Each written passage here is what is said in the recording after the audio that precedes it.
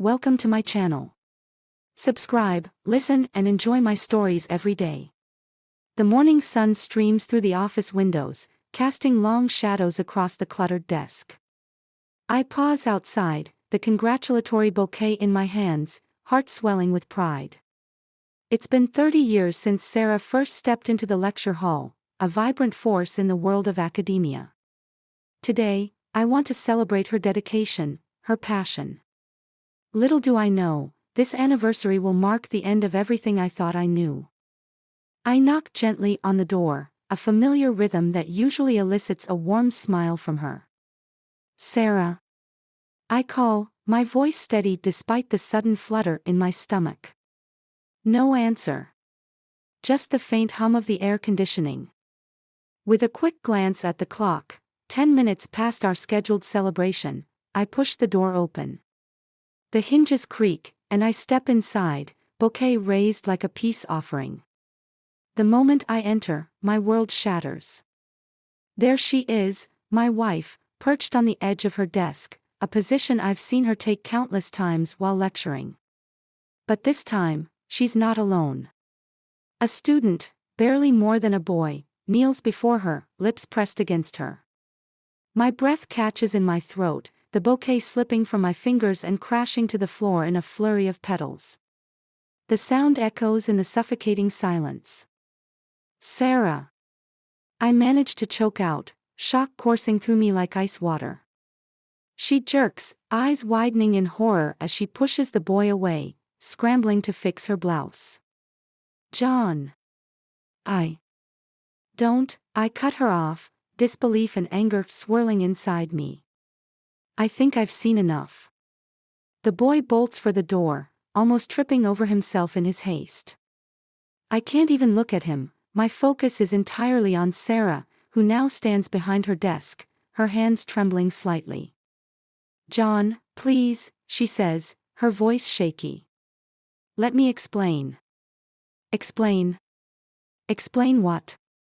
I scoff, feeling a mix of anger and betrayal clawing at my insides. That you've been cheating on me. That I walk in on my wife, being satisfied by one of her students. It's not what it looks like, she insists, but her eyes betray her. There's guilt swirling in their depths, a shadow of the love I thought we shared. It looks exactly like what it is, Sarah. I thought you were different. The betrayal cuts deeper than I expected. The years spent building our life together flash through my mind, every laugh, every moment of intimacy, every late-night conversation. It all feels like a lie now. I never wanted to hurt you, she pleads, stepping closer. It was a mistake, a moment of weakness. You have to believe me. A bitter laugh escapes me. Believe you? After all this time. You think I'll just forget what I saw? You were supposed to be my partner, my confidant. I am. I love you, she cries, desperation lacing her voice. But I can't hear her. The realization hits me, the woman I thought I knew, the woman I loved, has been lying to me. As I stand there, the gravity of the situation sinks in, and a dark resolve begins to form. I can't just walk away. I need to make her feel the same pain she's inflicted on me. Your love. What about your love for me? I challenge, my voice low and steady. You've betrayed that for a cheap thrill with one of your students. Her face crumbles, and for a moment, I see genuine regret. But it's too late. The betrayal is a wound I can't ignore. I'm done with this, I say, turning to leave. You'll regret this, Sarah. I promise you. As I step out of her office, I feel a mix of triumph and despair. I'm not sure what my revenge will look like yet, but one thing is clear, she will pay for this betrayal. I walk away, a man transformed, a plan beginning to form in the depths of my mind. Sarah thinks she can walk away unscathed, but I will make sure that's not the case. My heart is heavy, but my resolve is stronger than ever. This is only the beginning. The door slams shut behind me, reverberating in the empty hallway. My heart pounds in my chest, a relentless drumbeat of rage and betrayal. I take a moment to collect myself, leaning against the cold wall, struggling to grasp the enormity of what just happened. Sarah, my Sarah, betrayed me with a student, and the sight of it sears into my mind. I step into the light of the main campus corridor, filled with students rushing to classes, their laughter and chatter a stark contrast to the turmoil inside me. I push through the crowd, the world around me fading away. My mind races, piecing together my next move. Back at our apartment, I grab my laptop and sit on the couch, the remnants of our life together taunting me from every corner. The bouquet lies discarded on the floor, petals scattered like shattered dreams. I take a deep breath and open my laptop, fingers hovering above the keys. The first step is to gather information.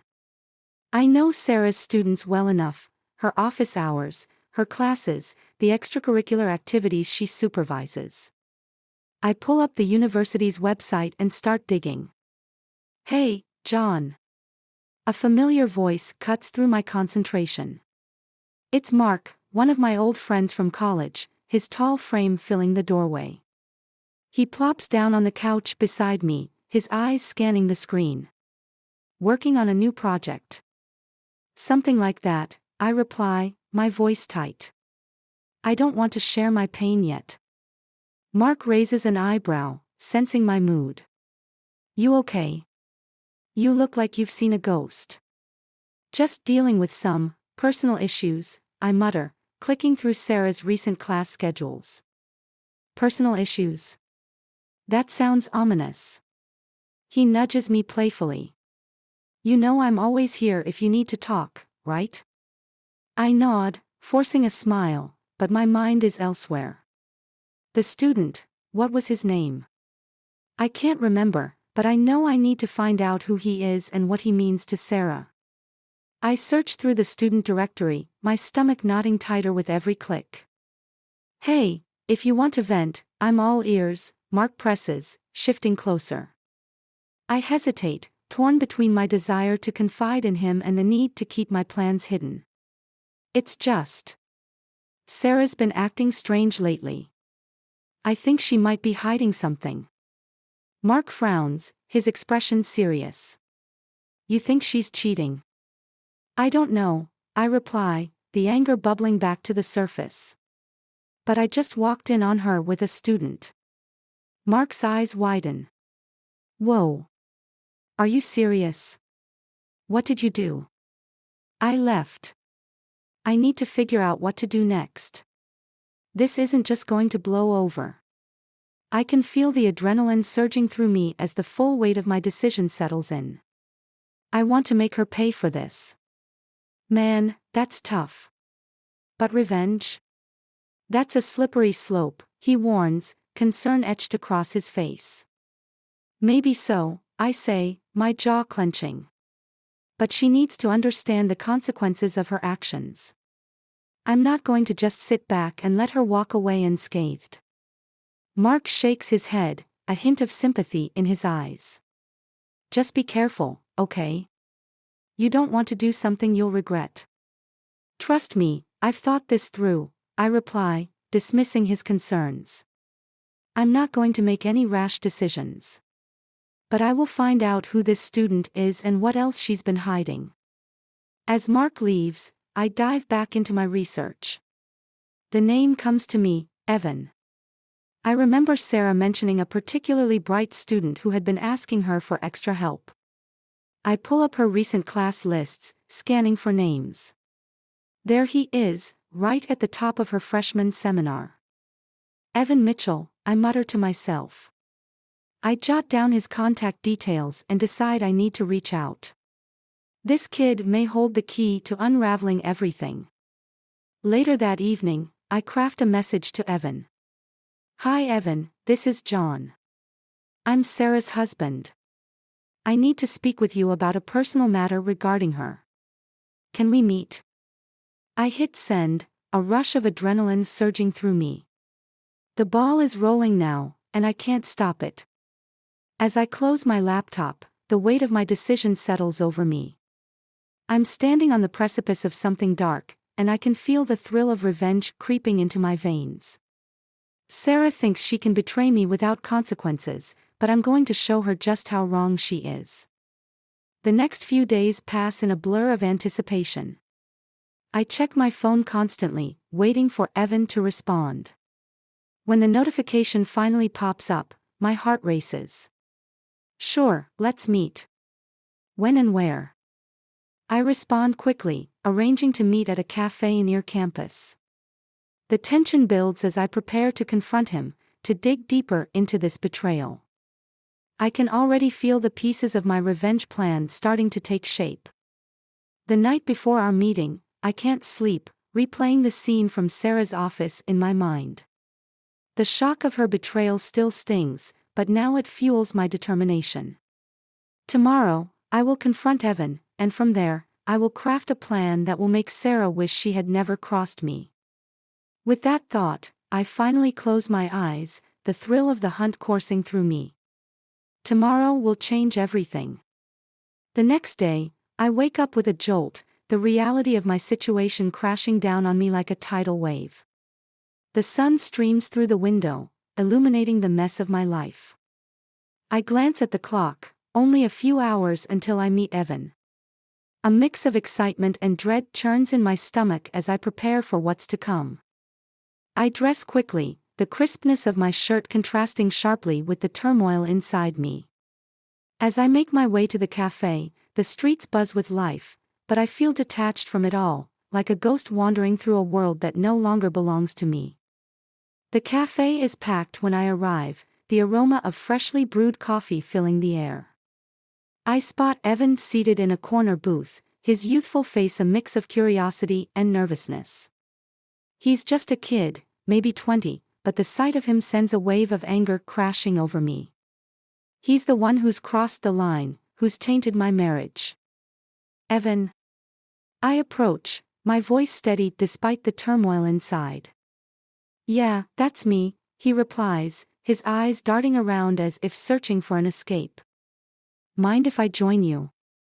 I ask, sliding into the booth across from him. Sure, he says, his voice barely above a whisper.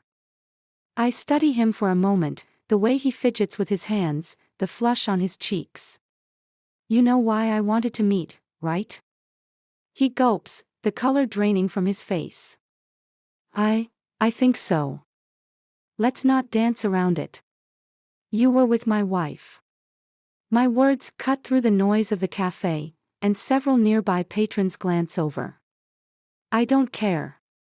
Mr. Johnson, he stammers, his eyes wide. Don't, Mr. Johnson, me, I interject, my voice low and dangerous. You think this is some sort of game? That you can just take what belongs to someone else? He shifts in his seat, clearly uncomfortable. I didn't mean for it to happen. It was a mistake. A mistake. I lean in closer, my gaze piercing into his. Do you even understand what you've done? You've broken something that can't be fixed. I swear, I never meant to hurt you. Sarah and I. Stop, I cut him off, anger boiling beneath the surface. You're still calling her Sarah, as if you're friends. You're nothing but a kid who thought he could play in an adult's game. Evan's eyes dart away, guilt flooding his features. I know I messed up. But she's not the person you think she is. She's. What? I challenge, my heart racing. What is she? He hesitates, clearly weighing his words. She's complicated. I thought she really cared. Cared? I scoff, the bitter taste of betrayal rising in my throat. She doesn't care about anyone but herself. You think she's going to be there for you? You think she'll choose you over me? You have no idea who you're dealing with. Please, you have to believe me, he pleads, desperation creeping into his voice.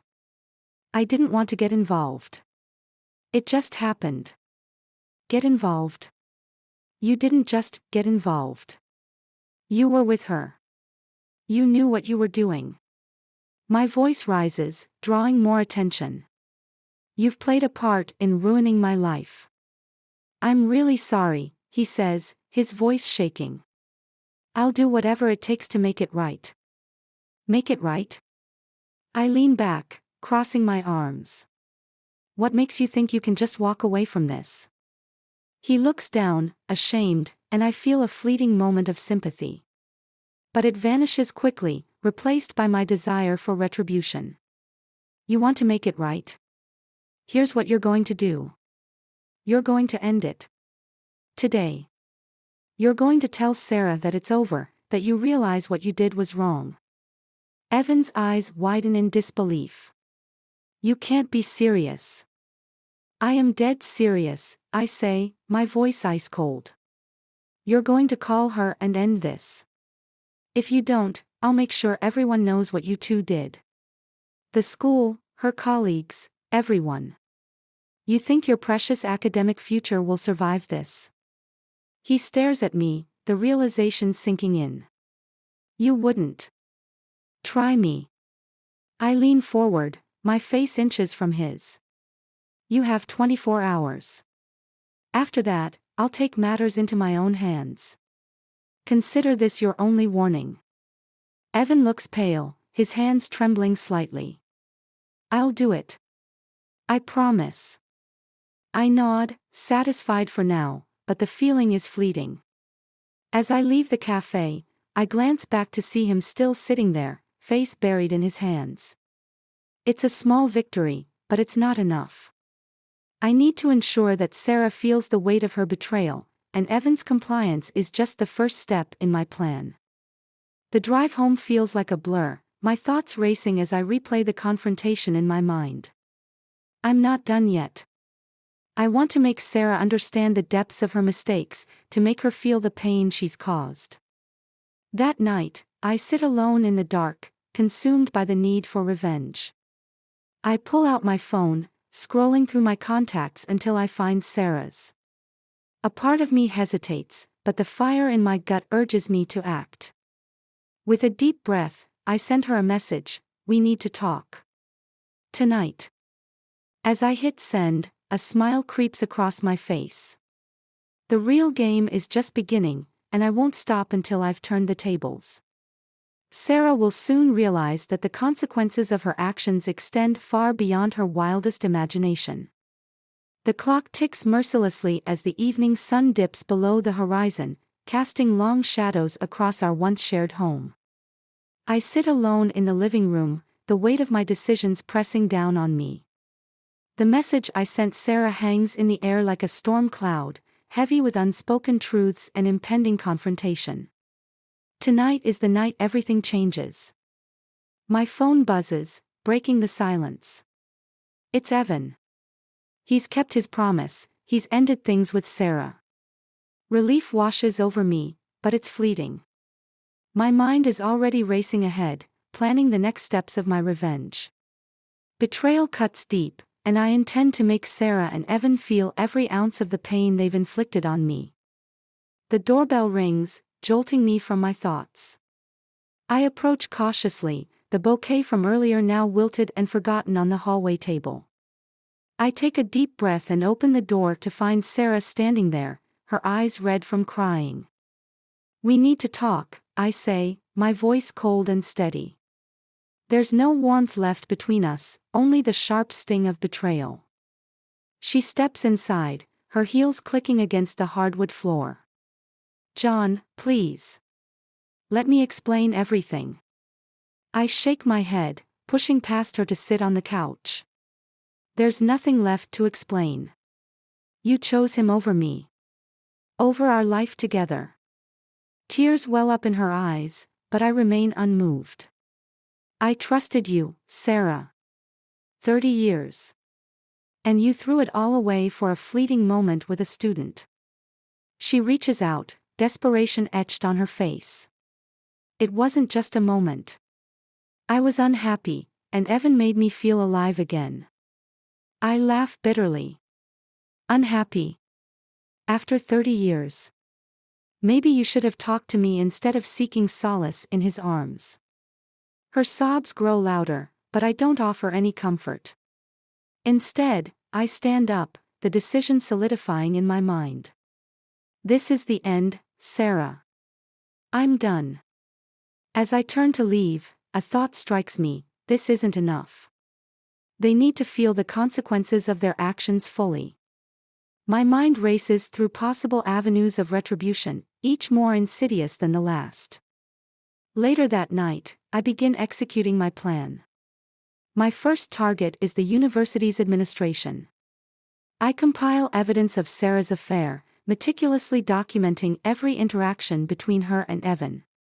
Using my connections, I anonymously send the dossier to the dean, ensuring it's framed as a breach of professional ethics and a conflict of interest.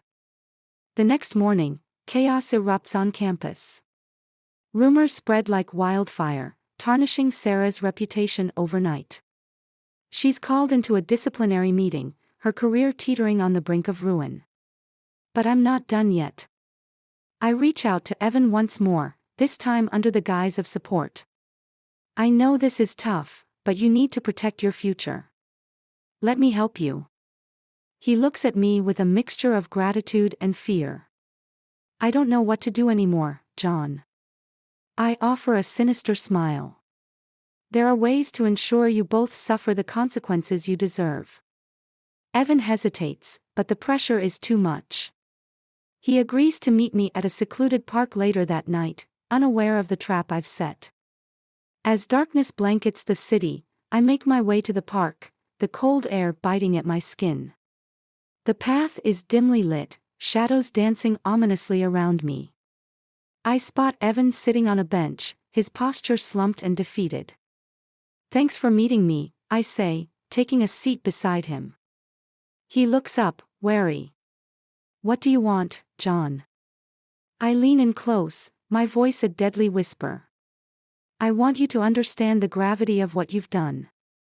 You think ruining my marriage is enough? I'm going to make sure you pay for every moment of betrayal." Before he can react, I pull out a small device from my pocket, a high-powered recording device designed to capture incriminating conversations. This is just the beginning. I've already set things in motion.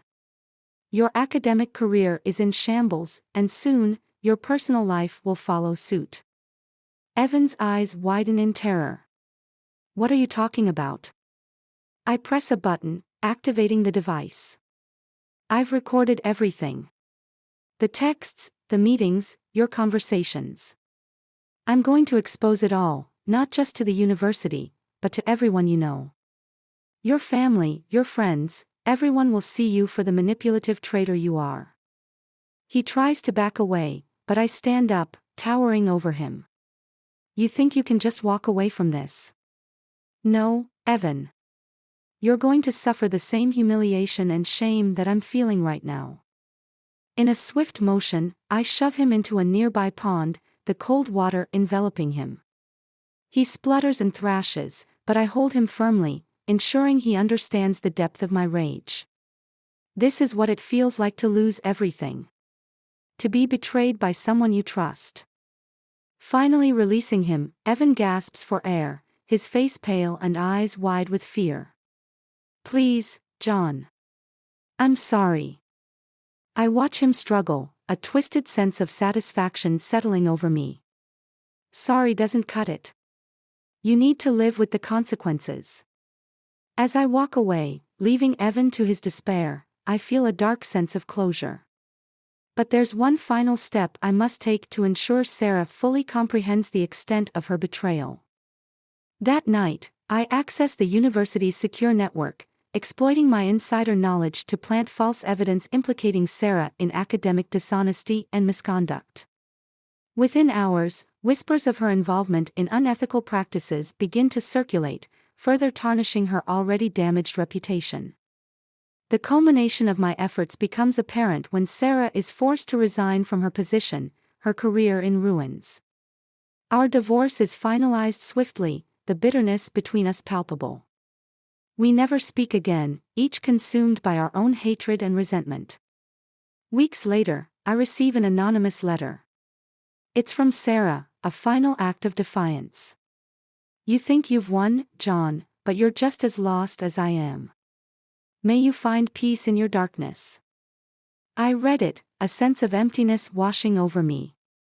The revenge I meticulously orchestrated has left me hollow, devoid of the love and trust that once defined my life. In my quest to punish, I've lost everything that truly mattered. As I sit alone in the silence of my now empty home, the full weight of my actions settles upon me.